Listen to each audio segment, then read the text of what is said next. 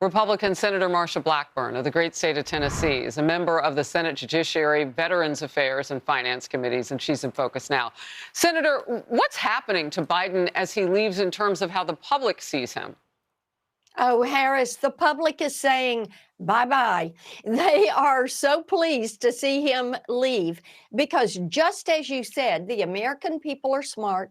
They know what is going on. They are sick of 2 tiers of justice, 2 tiers of treatment, crime in the streets, the open border. They are furious with how eroded our reputation is on the global stage.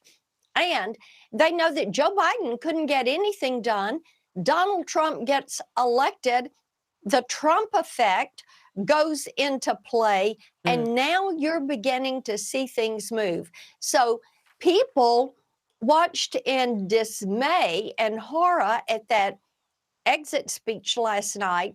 And they thought, why did he do this? I mean, they're glad to see him leave office. Well, it's interesting.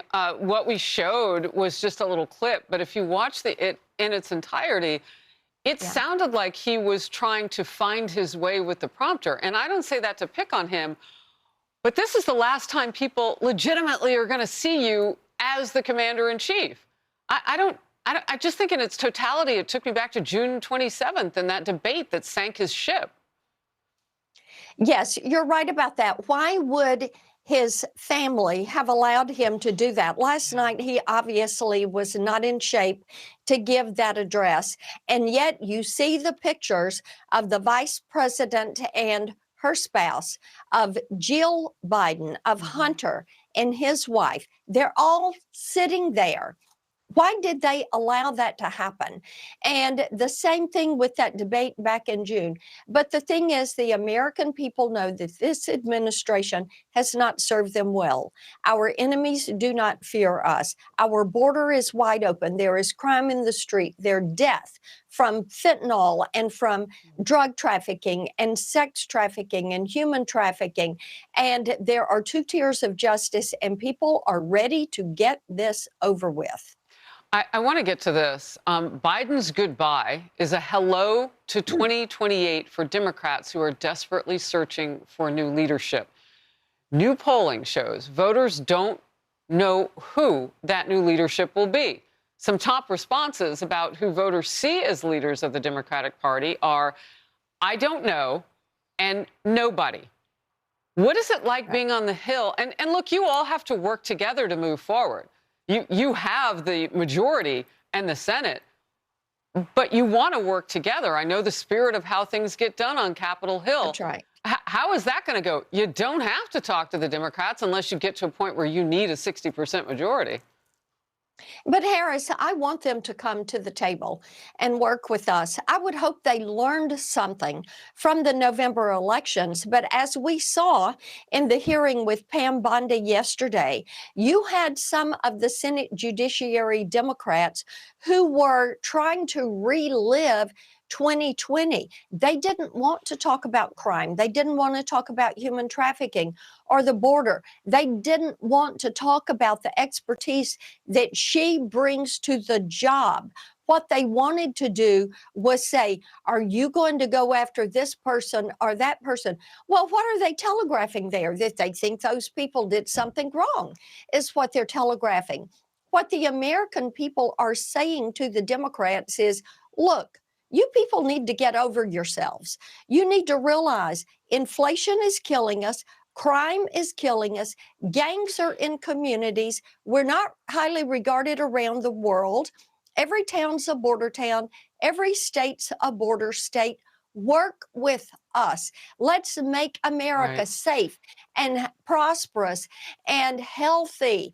And let's do these things that are going to benefit the American people, and let's do it together. I welcome any Democrat out there. Come work with me. The audience sees me nodding because that's what voters told me in our voters' voices right up until election night. We had them on live. They were still talking about, look, these are the things.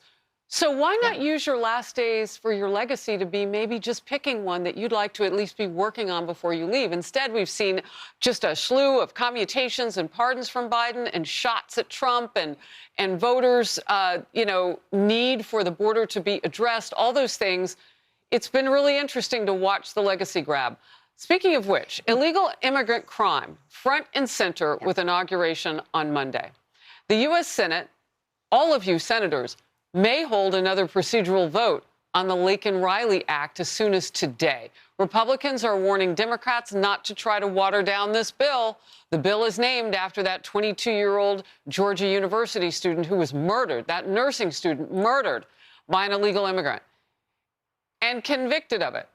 It would mandate that illegal immigrants accused of theft and burglary be detained and deported if convicted. It also lets states sue the federal government for harm caused by illegal immigrants who commit crime. And it allows states to demand the State Department stop issuing visas to people from countries which do not accept deported nationals. The legislation already passed the House, cleared 2 procedural hurdles inside the Senate. Now, these Democrats and Senator Sanders, who sees himself as a democratic socialist, voted against that bill coming to the floor for a vote. Republicans say passage is critical, and there is some bipartisan support. Let's watch and quick go back to the senator. If this bill had been law then, Laken Riley might well be alive today. It should be an easy yes vote for every senator. If you do anything that that is against an American, I mean, one, you ought to be held and you ought to be deported. If you have a criminal record and or you are engaging in criminal behavior, then it should be controversial that they got to go. So take me inside the conversation a little bit, Senator. Have they always talked like that? Was it always bipartisan support? Is something actually shifting? What can happen moving forward with this bill? Harris, we are going to get this bill passed, and yes, we'll have another procedural vote on it. We have amended the bill. We will get it back over to the House. We want this to be the first thing that goes to the president's desk. And for some period of time, I've had the CLEAR Act that has many of these provisions, and the Democrats have never stepped forward to support it. And there are some Democrats who did learn something from the November election. And as you saw, Fetterman, Trump carried that state. Illegal immigration was a big issue, and I give him credit for coming to the table and saying, yes, we need to do something about this. More Democrats should be working with us. You have to bear in mind, if you illegally enter the country, it is a crime. It is a crime. That is why it is called illegal. And as much as this administration tried to make illegal legal, we know that these criminal illegal aliens need to be sent back where they came from and never set foot in the United States of America. Never, ever. Senator Blackburn, thank you very much. And of course, for bringing us up to speed on what's next with this particular bill and learning that it would be, when it passes, if it passes, the very first thing that you all do bicamerally in the new year under a new president. Thank you very much. I appreciate it. You got it. Thank you.